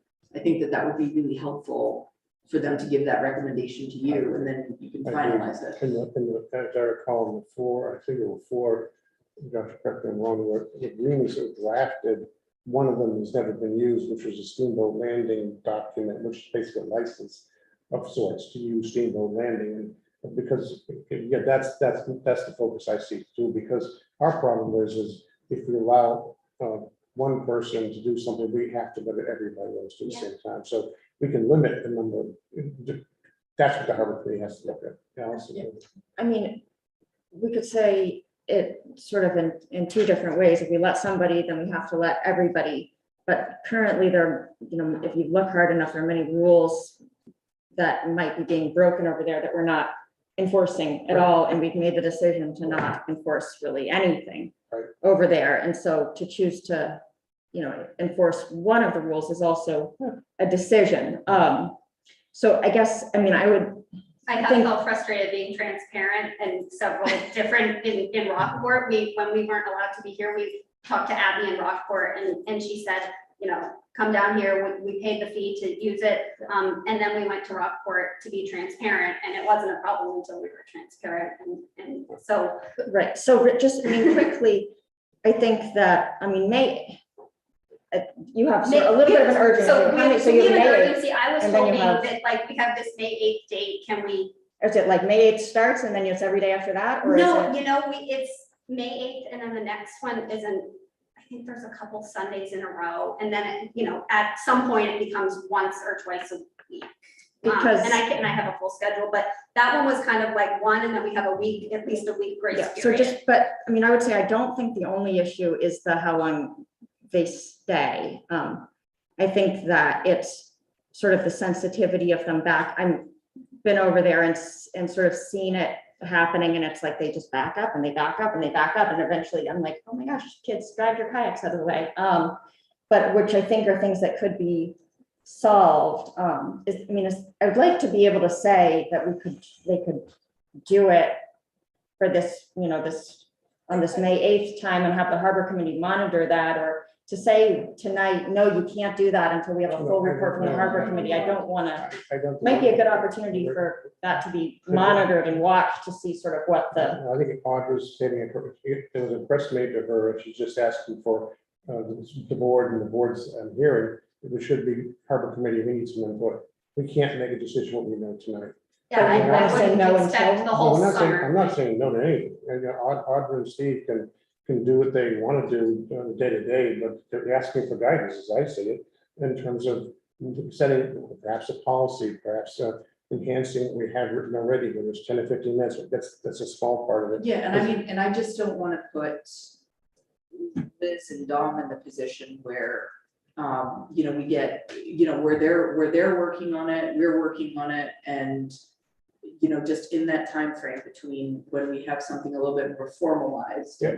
and then we get a complaint, and it just kind of makes the whole thing fall apart. I I think just think it would be. it's So are you better saying than- no until then? No, Okay. not at all. Yes, until. Yeah, I just wanted to raise it Okay. now so that everybody knows that, Okay. you know, in the short term, you know, I think Everybody's doing Liz- their best. Liz and Dawn, they've learned enough from last season that I think they. Yeah, I mean, I think we, you know, Okay. given the chance, I think there Yes. were a couple fairly isolated incidents. Other than that, Right, I so think it's. I'm really- confident that we can make it work in this interim period, but just in case, I Yes, thought it was I good agree. to talk about it Oh, perfect. and Okay. say we're coming up with a longer term, more rigorous. I thought you plan were for saying how this no is until the gonna work. Harbor Committee comes back with their No. report, and I was just No, like, oh no, my no. god. No, Okay. I just, in No, I case think- something, Yeah, you no, that's know, good. whatever could Well, happen, it's so we can say, yep, we are working on making this something that's sustainable on an ongoing, Yes. long-term basis. Yes, we want Liz and Don to know. And I'm sorry to spring this on you. No. I was trying to figure out a solution, No, and then and- all of a sudden. And I mean, and Liz didn't spring it on us, this is something they've been telling us. So- is gonna Wait, happen. one at a time, Mark. Okay, I have a question that's not about your situation. One of the recommendations is getting an engineer to study the whole thing. Where are we with that idea? We're nowhere. It's an idea. So that's Yeah. something that we should be thinking of as well, because from what I saw, the physical structure could be changed, it could be, there reading the report, there could be. Yes, but I private, there would could say be- absolutely, but I would say you all need to revisit your priorities. If you, it's that is a project. It's It big. is a Oh, big yeah. project. It's big, and all the consumer projects that Josh mentioned, some of them are, the breakwater is huge. Oh, That's absolutely huge. And it's so huge, we've avoided it for the 5 years that I've been here. Yeah. And then- Yeah, exactly. So, So, I'd like to add something. I'm gonna minor what you said. I'm gonna modify what you said, because I do think that we need a long-term plan for Steamboat Landing. Because Josh and I talked about it, very quickly Steamboat Landing is gonna become at capacity. If not, we're already there. almost. So right now, we're gonna do a status quo so you can keep using it. We're gonna put those rules in place for a short period of time, but we really need to add Steamboat Landing to our priorities and start planning for the future. If only for one reason, that Steamboat Landing needs to keep up with what Lehman Morris is gonna do. Oh. And yeah, and we can use, we're updating the harbor. No, we're updating the Yeah, harbor, and well, and I there's a also, lot of things we need to do to improve the harbor infrastructure, the Right. access. We've the got a lot of boats we get it's equipment not and just things like the that. So, infrastructure upgrades there Yeah. too. It's the long-term Yeah. management of it. Yeah. You know, there are certain Yeah, this things is that a- we this- could commit to from an infrastructure standpoint this that are is, gonna require Yeah. ongoing, Yeah. you know, this is an management and staff and all these other Yeah, this is- expenses associated This is with an it. elephant we're not going to eat tonight, so I think what we're going to have to look at is just, I agree, we can discuss it very prior, absolutely. I agree, we shouldn't have Steve and company putting chewing gum and tape on things forever, but on the other hand, you know. Right, and we can't expect, you know, Steve at his current sort of staffing levels to be able to, Right. you know, monitor. monitor and manage Steamboat Landing to a certain The level. police department can do it with cameras. Anyway, Oh, my God. thank you. Alright, guys. so Thank you very much. Liz, Thank you, guys. so you have what you need to do. So it sounds like it would be, we can continue to use it. We're gonna, I'll email you, get some real firm guidelines on what we need to do on our end. I appreciate it. Thank you, guys. Thank you. Josh, is it clear? Yeah, I guess I would just like to get a little more guidance on exactly what you're asking the committee to do. Good, good, good. I heard. Keep everyone happy. Look at this, keep everyone happy. Great. Do what we can. So are you saying you'd like us to develop a set of policies for commercial passenger use of Steamboat Landing? Or are you a Well, little, fundamentally, it goes like this, if something, one entity is allowed to use it, why can't 3 others, 4 others? How are we gonna control that? And there's some so I guess geolocation- my question is, we need are some- you allowing We someone? need some control. Right. I don't care what's been done to date, we're talking about going forward, from my perspective, that if you allow exaggeration, stop using day sailors, because that's Liz and company, but one wind There's jammer, also small Jen wind Oliver jammer, and her kids' one camp. small wind jammer wants to load there, Yeah. well, allow that, Right. that's, I believe that's why the Steamboat Landing license was created, was to control that activity out there, because from my perspective, sitting here, if I allow one entity to use that, then I feel obliged to let everybody else use it too. That has to be limited. Right, I mean, I have to look, but I do believe that the Steamboat Landing was another addendum, because we have It to was, have you do have to Yeah. actually have a license yeah, but to carry passengers in the That's- town, and you're then that was the, you're correct, and It's the maybe, one and the two. maybe what we need, you guys. so I guess that's my I question, would, do I you would say need part one? to do- similar to, you know, like at the public landing, where you have a set amount of licenses you issue. Exactly. I think that that's one of the things that would be helpful for them in making a decision, is some sort of recommendation on, you know, what the harbor committee would see as, you know, like a good. And I mean, and I know that's difficult, because you're never gonna know until you go through a season and see what happens. But I think maybe as a starting place, having the harbor committee provide that recommendation to you, that would be helpful. I agree. And I think, you know, just some other, given the limitations of the infrastructure that's down there, you know, just general guidelines of what would be appropriate, given what we have and Okay, what it can handle at this point in time. what if any additional licenses should be granted for use now of Steamboat Landing. So you could be expanding the number of, Well, Commercial that's a capacity. possibility. At least we have a mechanism like we do with bake sales. We're authorized to allow up to seven on the landing. Well, I think you're right, that Steamboat was an addendum. Maybe it doesn't need to be an addendum, maybe it needs to be set. I don't, this would, we need to have a committee take a look at, but all uses and what should be charged for uses, all uses, and for commercial especially.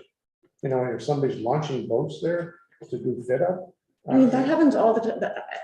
There's so much of this that happens that I worry about. It would also be good maybe if the harbor committee could just evaluate a little bit whether, well, whether, like, what things would make sense to regulate and what things might be best not to. I mean, Yeah. how big of a, Yeah. we don't need to be going in search of a problem. And how much resources does it take to regulate Yeah. something? Are we gonna have somebody chasing down, Walt when he launches a boat there? Or I don't know how big these problems Can I make a comment real quick? Yeah. So it's interesting, you're talking about stuff now, right now, currently, the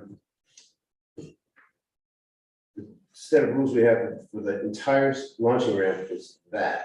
It's Yeah. one short paragraph that I've worked with for the past 20 years. I added something, and I think I gave it to you.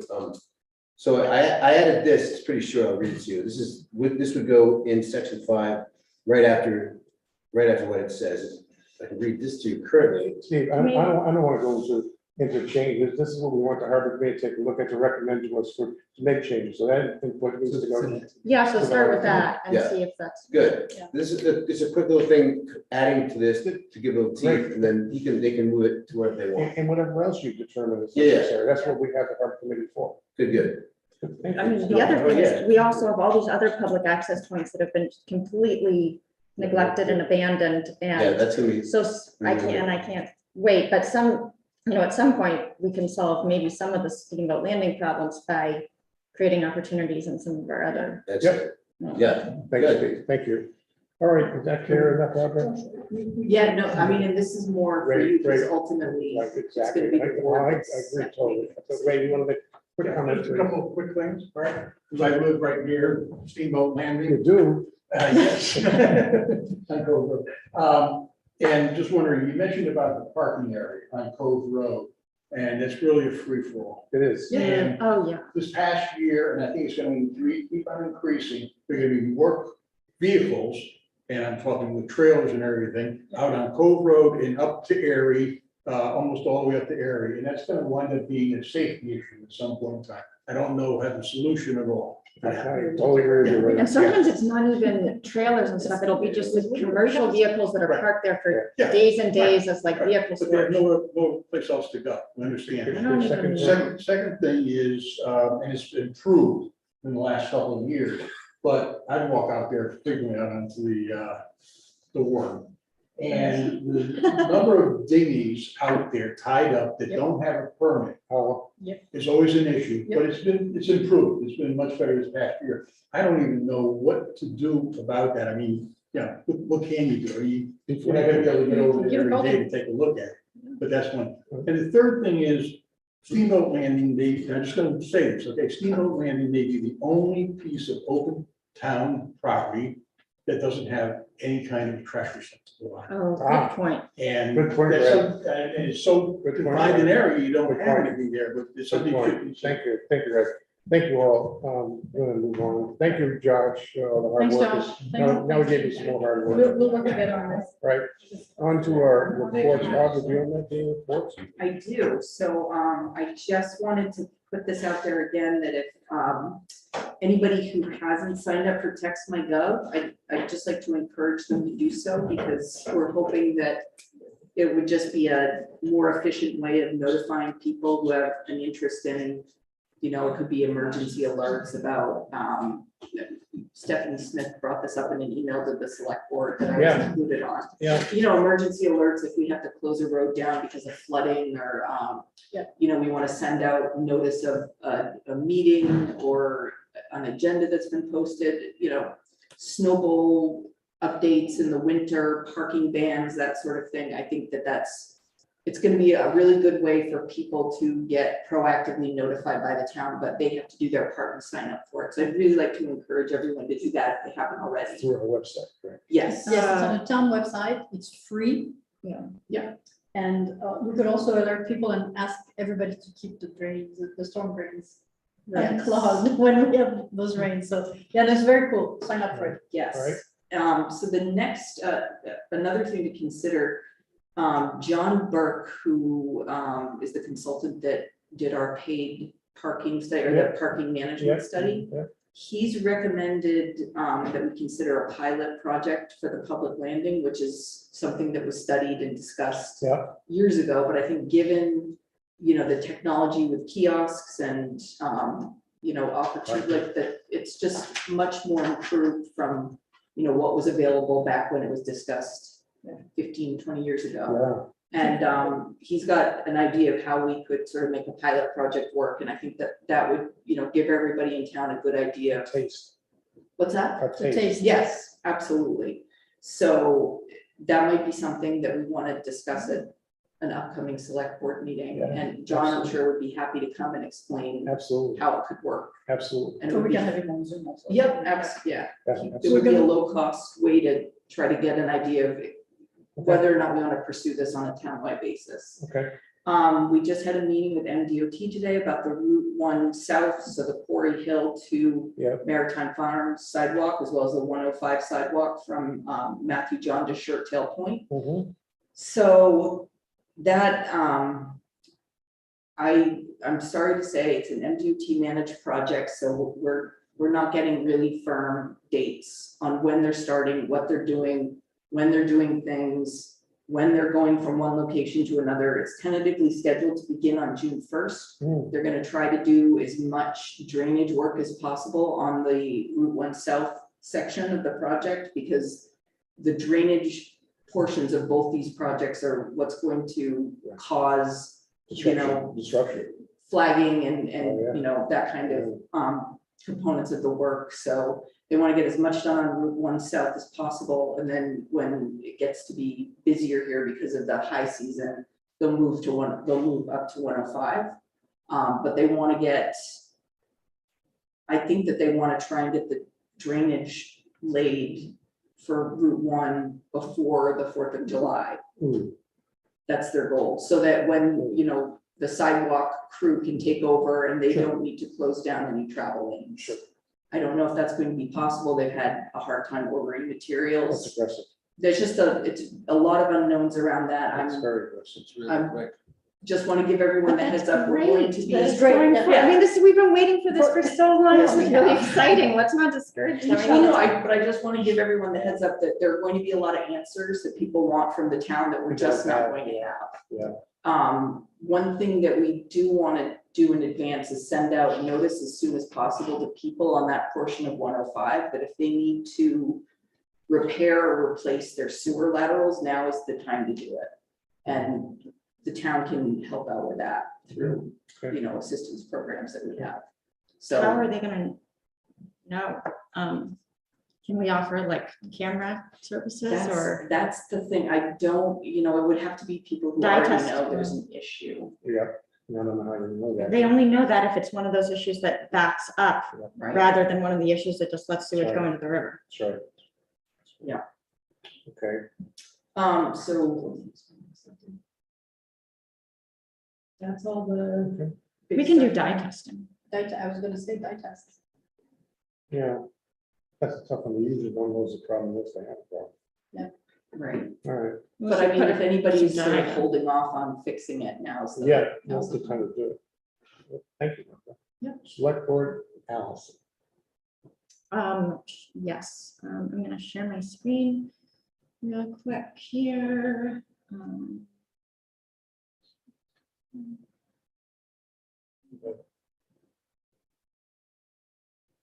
Okay. Here you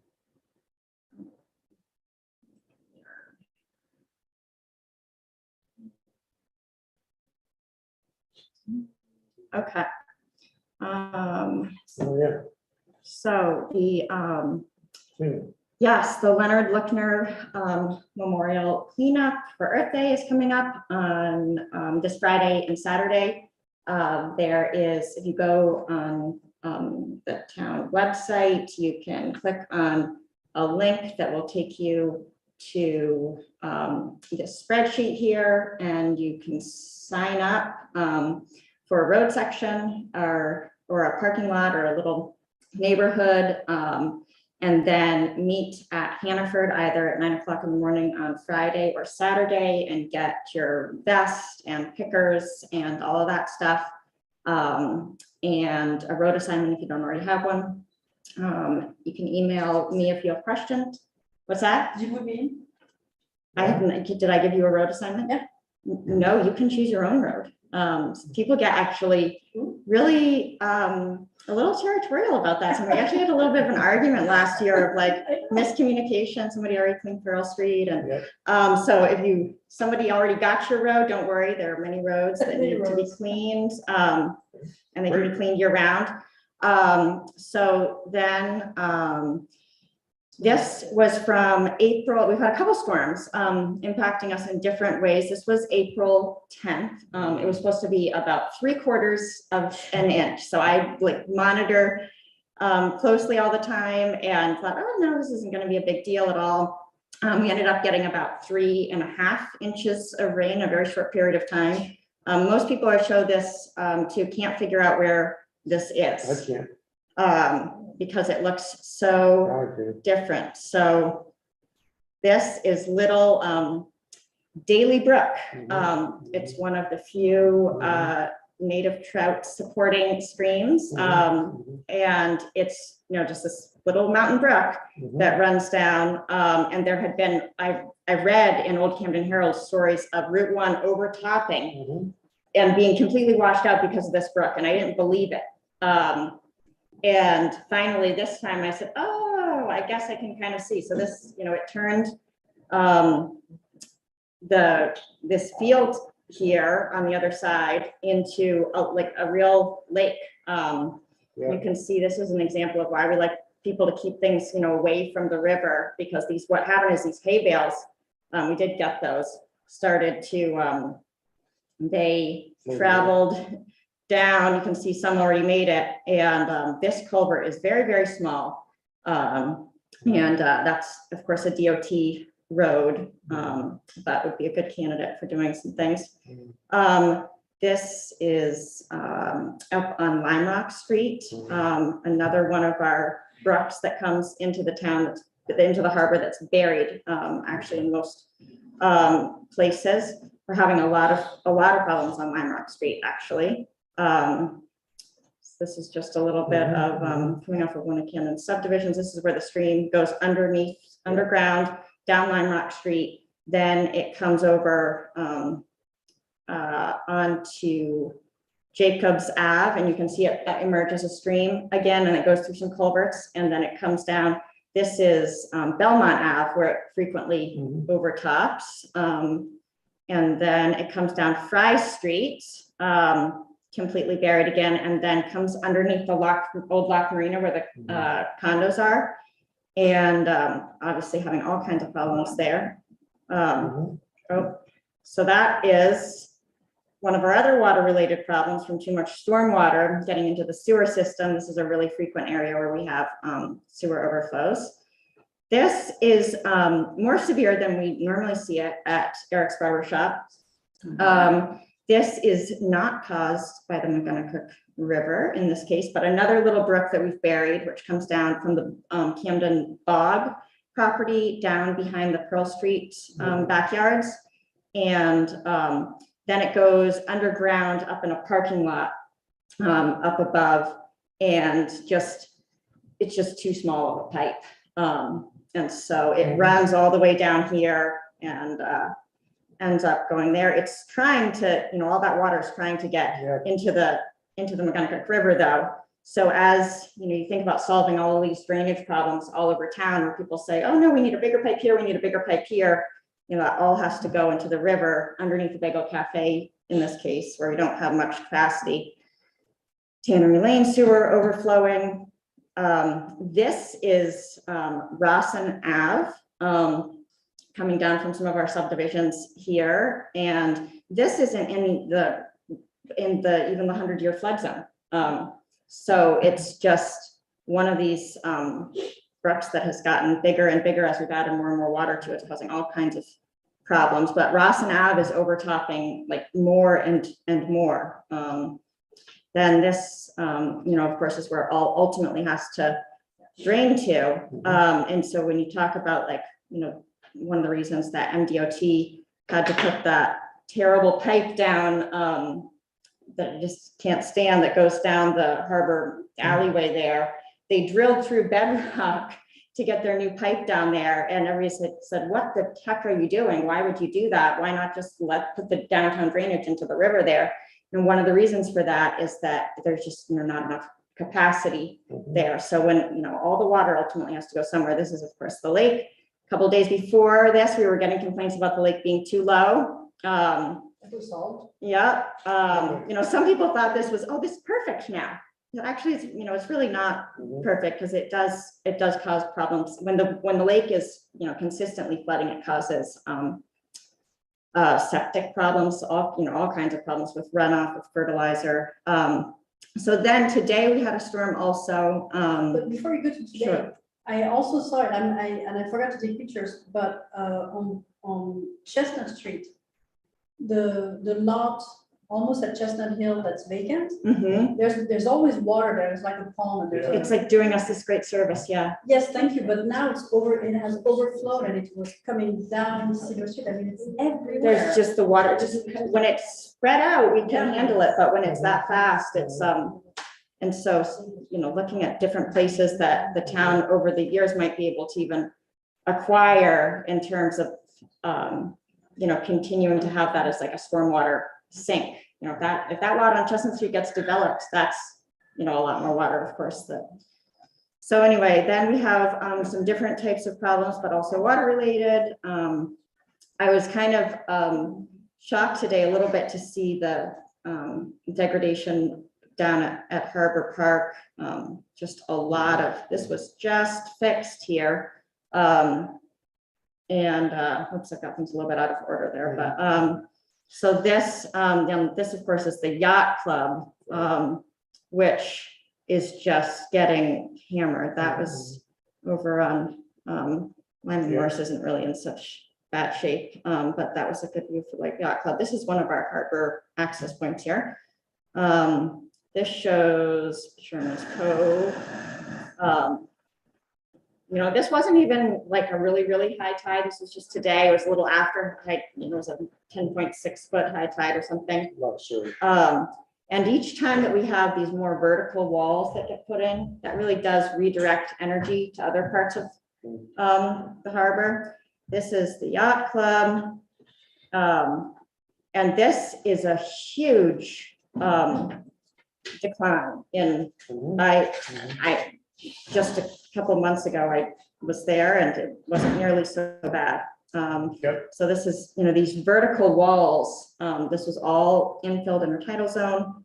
I mean, it really struck me today that there really is a huge cost to not addressing this stuff and not having sort of designs ready to go and pretending like it's just going to last forever. So it was just, this was after all the action had died down a little bit, but when the wind blows from the east, it makes a really big difference. So, Northeast, yeah. well, the northeast isn't good either. The southeast isn't good, but anything east. Surges. So that is Thank you. that. Thank you, dear. Mr. Ratner. I only have two things. On Friday, I received a text message from the town because I signed up for the new system. Camden, Maine, a new select board meeting agenda has been posted. I received that at 9:13 on Friday morning. And Friday at 11:19, I got Camden, Maine for updated information on upcoming elections. Please visit, and it gives you a website, so you can register or whatever. And this page will be updated when sample ballots are available. So I'm getting the town notifications. So I that's only great. got, one of didn't those. get I didn't those. get the one about the select board agenda. Oh, me neither, and that's. I got the like one 2 of- weeks ago. I got the one about the election information. Because I think you have to sign up for each group. It's not, Ah, if you're only in the Camden general. Yeah, you have to read, you have to read the directions. No, I did. I didn't Well, see you look the, at the thing on the Facebook, it kind of explains it. So it's great, it's great to get it. It's, I thank you Have you for all seen the it, hard Bob? work that's gone into it, but it's wonderful. But it, That's it. Miss Sophie, I have a couple things. The town of Rockland recently passed a resolution to not mow until May to protect bees and pollinators and all kinds of people. And I can only urge people who live in Camden and to don't clean your yard just yet. We need bees and pollinators, and if you can also wait a little bit until we mow for the same reason that we need to preserve those species. But I also want to tie up this conversation to what Alison was saying. One of the ways to avoid those runoffs that we have is to plant, to have plants with long roots.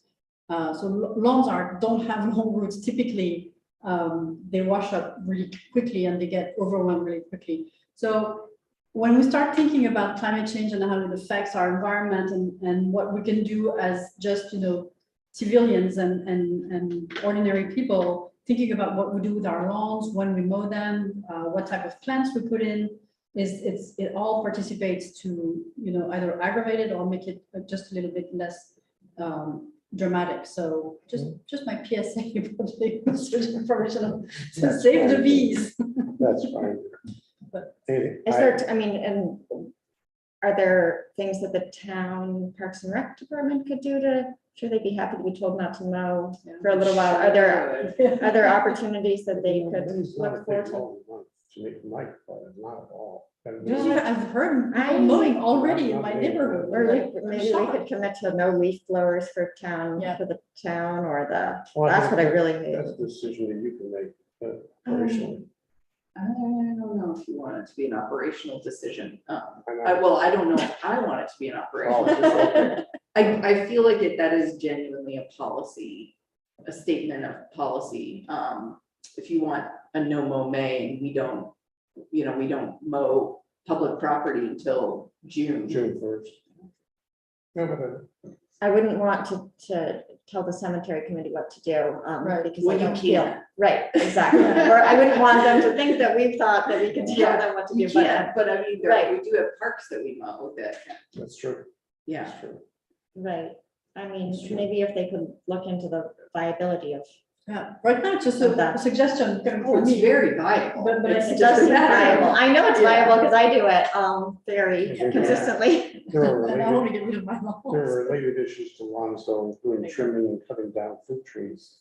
with Yes, All kinds of bugs and that, because it's got more bees in my property than any, well. I don't well, know. you have a good Are place we to cutting have, down fruit trees? The town cutting down fruit? No, people, Oh, yeah. yeah, they trim them, because you're supposed to trim fruit trees, apple Yep. trees, and then, those blossoms, I can tell you how many bees I got in my house around on the apple trees when they bloom. It's huge, it's much Yeah. bigger than the yards, the rest stuff, much bigger. oh, yeah, absolutely, but I mean, it's all about, I have fruit trees, I have all kinds of herbs and good stuff, Yeah. yummy stuff for bees, Yeah, me and too. nothing makes me happier than in my yard, that so, keeps me awake at night. yes.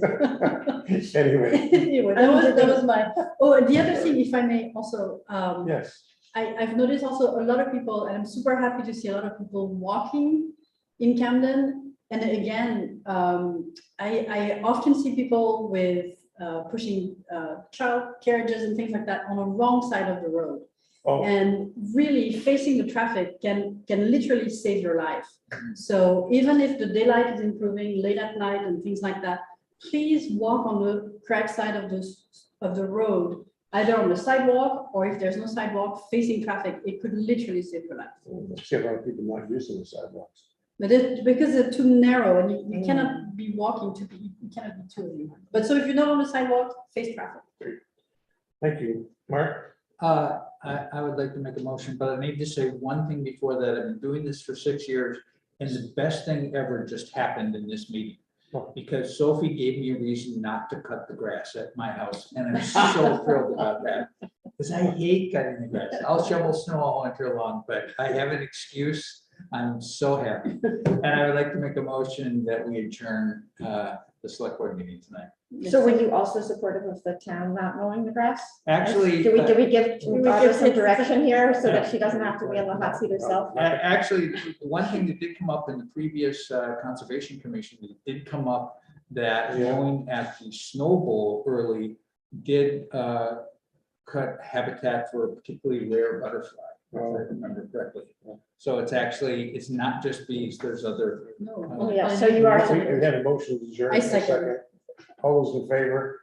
are you specifically trying to not have a motion about the mowing It's thing? not Is an that- agenda. No, no, it was not an agenda, it was I a get suggestion. it, but it's nice to just, Sorry. we can just do things, so. Yep. No, we're gonna find the agenda. That's the purpose of our meeting. We put on the agenda so people have We information on can it. express So people- unanimous. So you know. people know, so people come here and comment on something that we don't give that opportunity.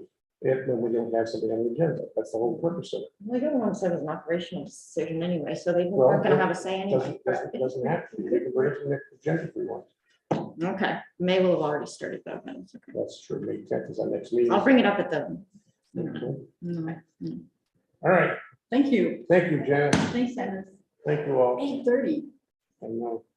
I'm telling you, I'm telling my wife, you told me I can't mow my Yeah, maybe you lawn, should, You can even show her the video. Yeah. it's too early to go home, I'll get in trouble. All right, let's